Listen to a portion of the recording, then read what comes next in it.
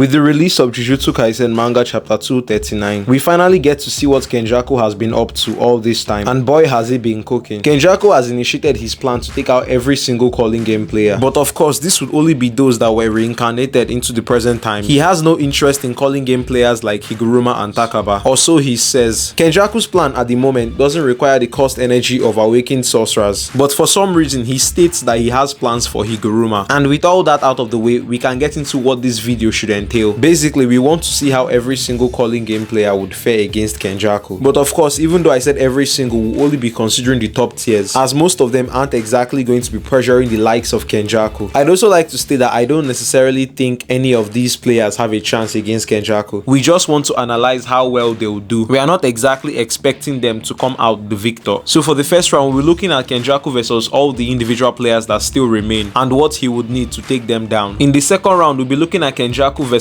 the deceased Culling game players. The third round, we'll be looking at what would happen if Kenjaku actually stepped into these colonies and fought multiple of these sorcerers at once. And finally, we can go over a bonus round with Kenjaku fighting Culling game players who aren't reincarnated but rather may be from the present time or a sorcerer with an awakened curse technique. With all that being said, let's get right into the video. For the first round, we agreed that we would cover reincarnated Culling game players who are still alive. Here, we don't really have much to cover because the few players who were still alive prior to the commencement of the battle between Gojo and Sukuna are all presumably dead. All of them, of course, meeting their end by the hands of Kenjaku. The few sorcerers we would have considered for this round would include Uro and Hazenoki. All the other Culling game players Kenjaku is supposedly off to kill shouldn't exactly be significant, as these two are pretty much the only named ones left. But that doesn't exactly mean the first round ends here. We have two sorcerers from the past who we don't exactly get confirmation on whether or not they are Culling game players. This would be Uraome and Sukuna. When it comes to Sukuna, I think the answer is straightforward. Kenjaku isn't going to stand much of a chance, and I feel the same can be said about Uraome. But rather this time, I think Kenjaku would be the one doing the stomping, and that pretty much concludes the first round. The second round, however, is where things get tricky. Unlike the way the first round was easy to analyze, the second round seems to have more competent fighters that would make the question of Kenjaku winning debatable, and that's because in this round we'll be going over strong players like Ishigori, Yoruzu, and Kashimo. In my opinion, those three seem to be the most formidable Culling game players from the past. So why don't we start with Ishigori, since he's pretty much the weakest of the bunch. Ishigori is a Culling game player from 400 years ago. As a sorcerer, Ishigori boasts the highest cost energy output in all of the Culling games. Ishigori's cost technique, Granite Blast, allows him to fire bursts of cost energy from an outlet in his hair. Ishigori is basically a very capable combatant when it comes to hand-to-hand matches, and I can say this confidently because we saw Ishigori swap hands with the likes of Yuta and Rika. The final tool in Ishigori's possession that will be useful against the likes of Kenjaku would be his domain expansion. With all that being said, how does Kenjaku intend to counter this? Even though Ishigori's strength is nothing to scoff at, I think Kenjaku can work around his physical strength by making use of cost manipulation. Kenjaku might also be able to use high-grade costs to counter Granite Blast. And even though we never got to see what Ishigori's domain expansion was capable of, in my opinion, it seems safe to say that it would be irrelevant in this matchup, because I doubt that Ryu would have a domain that would be capable of contending with the likes of Kenjaku. Kenjaku's domain has no barrier, making it very similar to that of Sukuna's in that sense. And if you can remember from the description of Sukuna's domain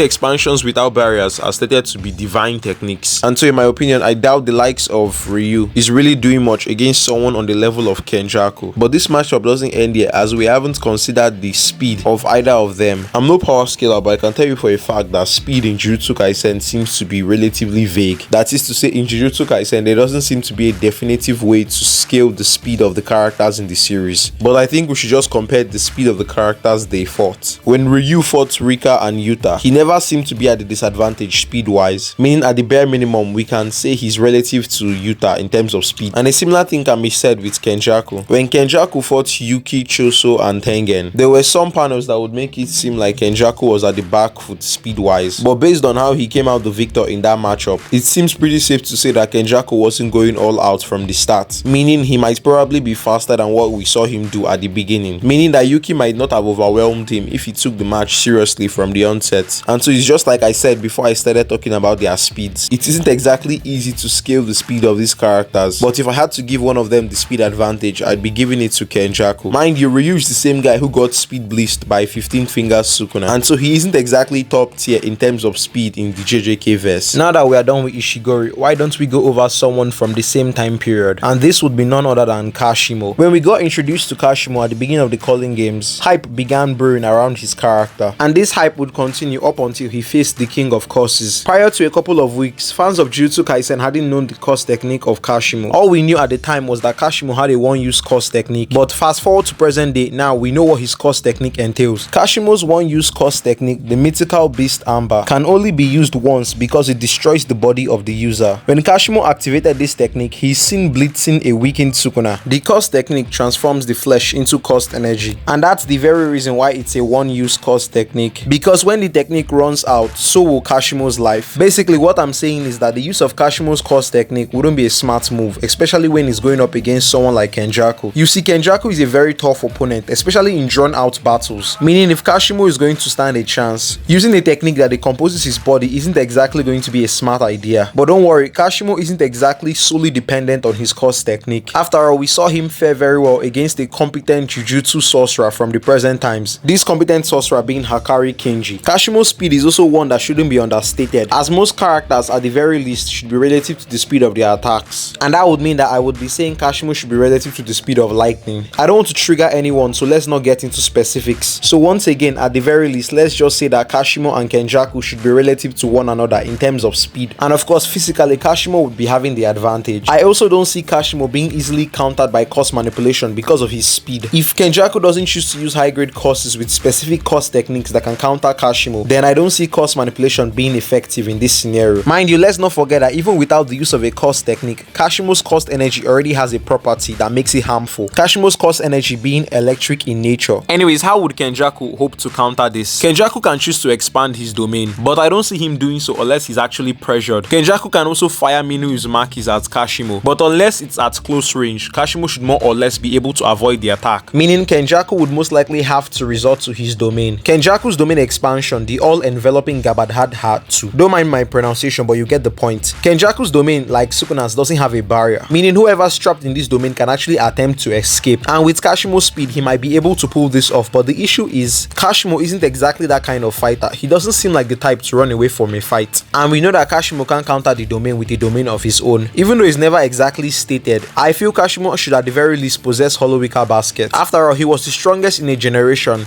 that housed a character like Ryu being a character who had a domain expansion, and yet Kashimo seemed unimpressed about the statements Kenjaku fed him about this same Ryu. And even though I'm trying to imply that Kashimo should have Hollow Wicca Basket, I am in no means saying that this would actually successfully counter the sure hit of Kenjaku's domain, because if Yuki's simple domain couldn't cut it, then I don't see anything Kashimo has to offer getting the job done. The next Culling game player that will be matching up against Kenjaku would be Yoruzu. This should be interesting as both Yoruzu are from the same time period, that time period being the Heian era. Permit me to be blunt, but if Yoruzu doesn't start the match with her bug armor, then I believe a few of Kenjaku's high grade curses would be able to take her out. What I'm trying to say is that if Yoruzu decides to start the matchup testing Kenjaku's strength for some reason and using her liquid metal curse technique without reinforcing her body with her bug armor, then Kenjaku would simply body her. But let's go over how Yoruzu in her bug armor would fare against Kenjaku. In my opinion, I feel curse manipulation would still be difficult to take on, but not as difficult as it was prior to her transformation into her bug armor. And at this point, she and Kenjaku might very much just be equals, and that would be because Yoruzu should literally be able to destroy any curse Kenjaku throws at her. This should lead both of them to expand their domains. Before we go over how their domains should interact, when I said Yoruzu and Kenjaku should be equals, I wasn't referring to a normal situation. I made that statement with regards to a given context, and what I meant was Kenjaku fires curse spirits and Yoruzu destroys them. This means that at this point, victory should be leaning towards no particular sorcerer. Anyways, back to the domain battle. Kenjaku should in theory have the advantage over Yoruzu because his domain has no barrier, or rather an open barrier depending on translation, whereas Yoruzu's domain is popularly believed to have a barrier, but the latter isn't exactly confirmed. You see, what a lot of people actually think is the barrier to Yoruzu's domain expansion is actually the sure hit. More on that later. And if I'm remembering correctly, Yoruzu's domain was never actually depicted with a barrier, but of course I doubt she actually houses the skill level required to expand a domain without a barrier. The narrator never also indicated that she possesses one with an open barrier. All that I have said just means that we are going to be examining Yoruzu with a closed barrier domain, and if that's the case, then Kenjaku should be able to destroy her domain, very similar to what Sukuna did to Gojo. And what exactly am I referring to? Well, because of the range of Sukuna's Malevolent Shrine, Gojo's domain that possesses a barrier finds itself centered in Malevolent Shrine. Sukuna takes advantage of this situation and he uses his curse techniques, Cleave and Dismantle, to destroy the barrier of infinite void. And so if Kenjaku replicates this very feat, then it should be all over for Yoruzu. Even though I've said that, let's just go over the sure hits of their respective domains. Kenjaku's domain has a gravity sure hit, one that pushes and crushes everything to the ground at a timed interval. This might seem basic, but after seeing the way Kenjaku applies this to a sorcerer on the level of Yuki Tsukumo, you realize that this is more dangerous than you give it credit for. The sure hit of Yoruzu's domain, on the other hand, is referred to as Perfect Sphere. Perfect Sphere is basically a round dark pitch mass of cost energy that is stated to house an infinite amount of pressure. It's technically capable of destroying any and all things in its path. And even though this might seem hacked, it doesn't exactly give Yoruzu the victory because of the poor matchup her domain has whenever it goes against a domain comparable to that of Kenjaku's. And that concludes the second round. Before we move on to the third round, let me just give a quick rundown of what I think about the second round. Of the three players I mentioned this round, the player that would have given Kenjaku the toughest time would have been Kashimo, but that would only happen in the event that he had a domain expansion. With the absence of a domain, then I think Yoruzu would actually be the toughest for Kenjaku to take down. But the point still stands, Kenjaku would undoubtedly still come out the victor. For the third round, we are going over Kenjaku taking on actual colonies. If I'm not mistaken, the only reincarnated calling game players from Tokyo Colony 1, that is the colony Yuji and Megumi enter, would be Regista and Hazanoki. Two of them seem to be the strongest of the reincarnated players present in that colony, and unfortunately I don't exactly see them doing anything against Kenjaku. If I have to explain, then let me explain. Kenjaku has already killed Hazanoki, so nothing to expatiate on there. Regista, on the other hand, is a curse user who is capable of bringing into reality things on a receipt. I mean, the fact that this man was taken out by Megumi says more than enough. Kenjaku will just walk through this colony like it's nothing. So why don't we just move to Sendai Colony? Sendai Colony is debatably where Kenjaku should have the toughest time, because here he'll have to face Ishigori and Uro. Oh, and yeah, Druve. I didn't mention Druve in the second phase, and that's my mistake. But anyways, in the second phase, Kenjaku would make light work of Druve. You see, the narrative for some reason seems to imply that Druve is actually a very strong sorcerer, but we just don't get it as fans. I mean, he was one shot by Yuta, but of course they could have had a fight off screen. But the fact that we didn't get to see the fight means we don't exactly know how strong Druve should be, and so we can only go over what we know he's actually capable of. No speculations. So here we'll be having Kenjaku go up against Uro, Ishigori, and Druve. All three of them supposedly working as a team. I guess I can see them coordinating their attacks to make the best out of their number. After all, Ishigori and Uro seem to be on relatively good terms. So let's get to analyzing. The trio can use sky manipulation to bolster their defense. Their biggest hand in offense should be Ishigori's Granite Blast, and maybe they can use Druve's Shikigami to counter Kenjaku's use of course manipulation. And if you've noticed, this is me being generous to the trio. We also know that Uro and Ishigori have domains of their own, but we don't exactly know what their domains entail. So we just have to assume that it's not exactly something OP, but rather something standard. We also know that their domains have barriers from the three-way domain deadlock we saw in Sendai. And like I have gone over multiple times in this video, on a normal day, domains with barrier don't really stand a chance against barrierless domains. Meaning if it got down to a domain battle, Kenjaku should come out victorious. And that's the major reason the trio would fail. I mean, if this fight did not permit the use of domains, then these three actually stand a really good chance at taking down Kenjaku. Either way you see it going down, something that is certain is that Kenjaku wouldn't walk out of this colony unscathed. We naturally should cover Tokyo Colony 2, but we can't. And that's because the only reincarnated colony game player we know from this colony is Kashimo. And we've already gone over Kashimo earlier in this video. So let's go over the final colony, the Sakura Hijima colony. Here we have the sumo wrestler Miyo and a swordsman Daido. They both strike me as players that will be capable grade 1 sorcerers, but even grade 1s don't stand a chance against Kenjaku. So let's go over the fourth round. Here I decided to look at Kenjaku facing off against calling game players irrespective of their status, and in this round we actually have a bunch of players. So let's get started, and there is no better place to start than with the main character of the story, Yuji Itadori. Even though the recent events that have taken place in the manga